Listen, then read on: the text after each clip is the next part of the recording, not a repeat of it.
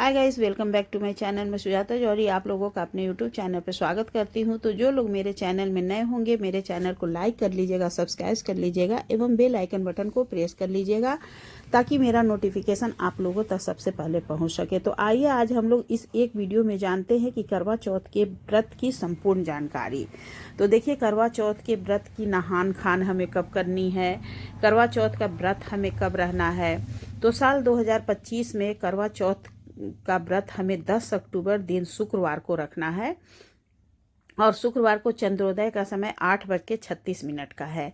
तो देखिए, नहान खान हमें बृहस्पतिवार को करना है। तो बृहस्पतिवार को सर नहीं धुलना चाहिए, लेकिन ऐसी बात नहीं है, क्योंकि जब व्रत रहते हैं तो हमें उसके एक दिन पहले बाल धुलना होता है, इसलिए उस समय हमें दिन नहीं देखना होता है। यदि बृहस्पतिवार या शनिवार कोई भी दिन पड़ जाए फिर भी हमें बाल जरूर से धुलना है, क्योंकि व्रत वाले दिन, जब सुहाग का व्रत होता है तो हमें व्रत वाले दिन बाल कभी नहीं धोना चाहिए, इसलिए हमें बाल एक दिन पहले ही धोना है।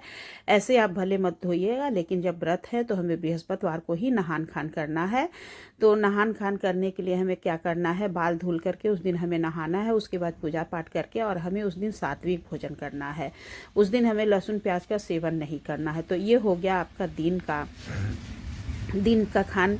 उसके बाद से हमें रात्रि में कुछ मीठे पकवान बना करके खाने हैं और फिर देखिए, भोर में हमें सरगी खाना होता है। तो सरगी खाने के लिए 3 से 4 बजे के बीच में आप कोई भी फल, या तो फल खा लीजिए या दही खा लीजिए, मीठा खा करके पानी पी लीजिए, चाय पी लीजिए, क्योंकि बहुत लोगों का सर दर्द होने लगता है। तो इसलिए हमें सरगी खा लेना है। उसके बाद से ब्रश करके हमें सो जाना है।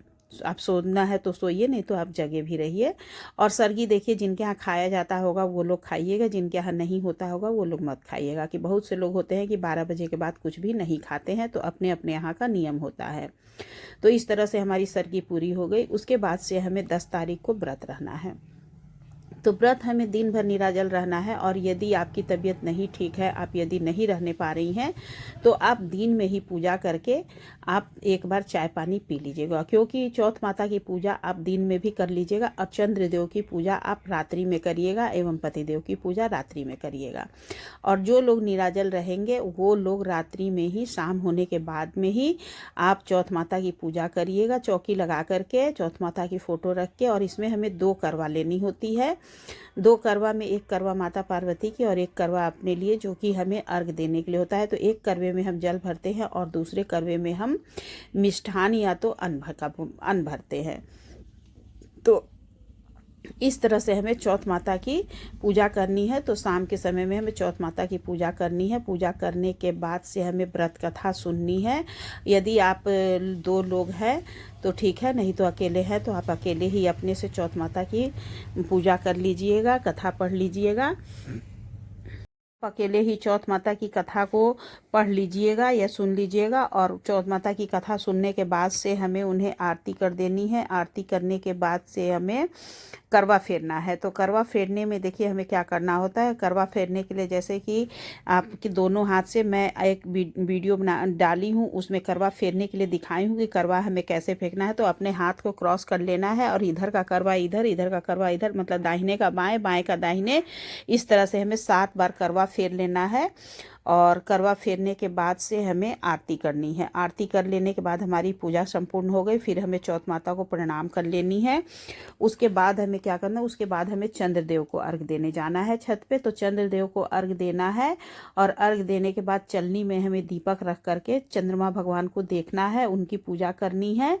और उसके बाद से हमें अपने पतिदेव को देखते हुए चंद्रमा को देखना है, उसके बाद अपने पतिदेव को देखना है। और फिर पहले अपने पतिदेव को हमें थोड़ा सा मीठा खिला के पानी पिलाना है। उसके बाद से फिर उनके हाथों से हमें अपने थोड़ा सा मीठा खा करके पानी पीना है। इस तरह से है करवा चौथ का व्रत तोड़ा जाता है।